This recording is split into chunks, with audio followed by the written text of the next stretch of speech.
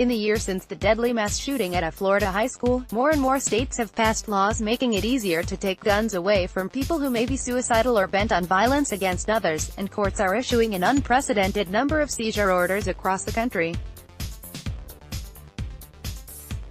Supporters say these red flag laws are among the most promising tools to reduce the nearly 40,000 suicides and homicides by firearm each year in the U.S. Gun advocates, though, say such measures undermine their constitutional rights and can result in people being stripped of their weapons on false or vindictive accusations. 9 states have passed laws over the past year allowing police or household members to seek court orders requiring people deemed threatening to temporarily surrender their guns, bringing the total to 14. Several more are likely to follow in the months ahead. Shots not fired. A new Oregon law takes guns from people who may do harm. In 2017, the Oregon legislature narrowly passed a law giving judges discretion to pry guns from people not convicted of a crime who show signs they might shoot themselves or someone else. More than 1,700 orders allowing guns to be seized for weeks, months or up to a year were issued in 2018 by the courts after they determined the individuals were a threat to themselves or others, according to data from several states obtained by the Associated Press. The actual number is probably much higher since the data was incomplete and didn't include California. The laws gained momentum after it was learned that the young man accused in the Florida attack, Nicholas Cruz, was widely known to be mentally troubled yet had access to weapons, including the assault-style rifle used to kill 17 students and staff members last Valentine's Day at Parkland's Marjorie Stoneman Douglas High School. Parkland would never have happened if Florida had a red flag law, Linda Beigel-Schulman said during a recent news conference with New York Gov. Andrew Cuomo, who is expected to sign his state's new law any day. Her son, Scott Beigel, was a teacher and coach killed during the Parkland attack. Florida passed a red flag law as part of a gun control package in the wake of the shooting.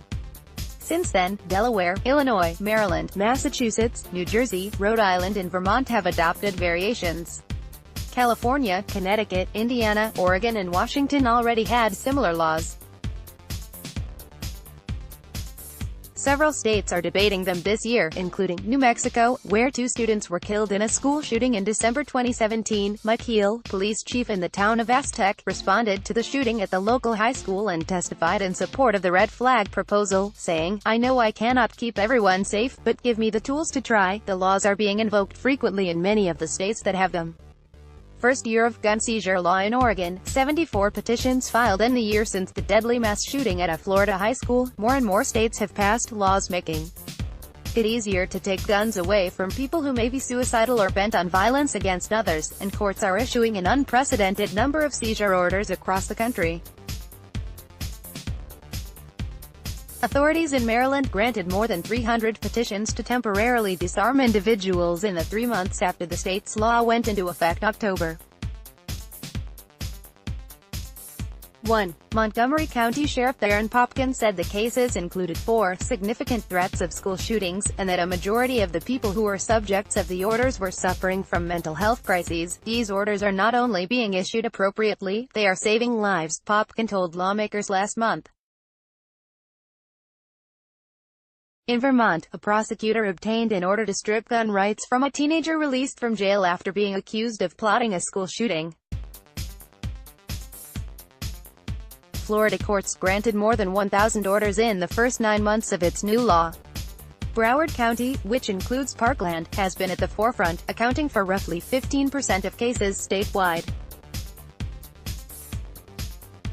Among the first people subjected to the law was Cruz's younger brother, who authorities said was showing signs of violence after allegedly trespassing at the high school after the shooting. In another case, Florida authorities took dozens of firearms from a bailiff accused of threatening other courthouse employees.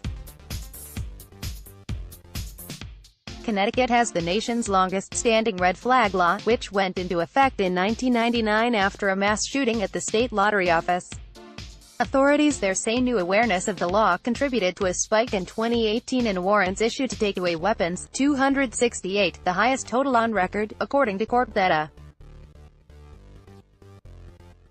The rise reflects the more aggressive posture police have adopted since the 2012 mass shooting at Sandy Hook Elementary School in Newtown and other attacks.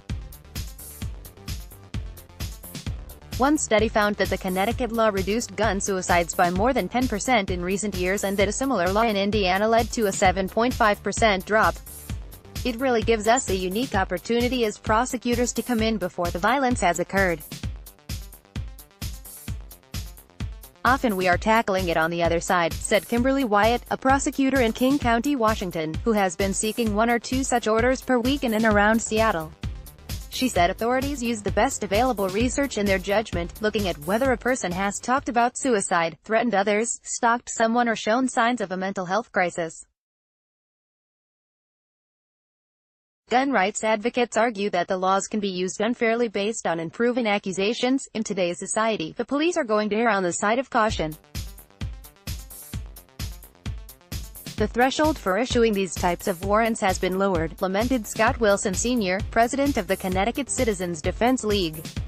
Debates in state legislatures often turn on how much due process gun owners should receive and who can petition for the orders. In some states, only police can file the petitions. Other states allow members of the person's household, relatives, school officials, employers and healthcare providers to do so.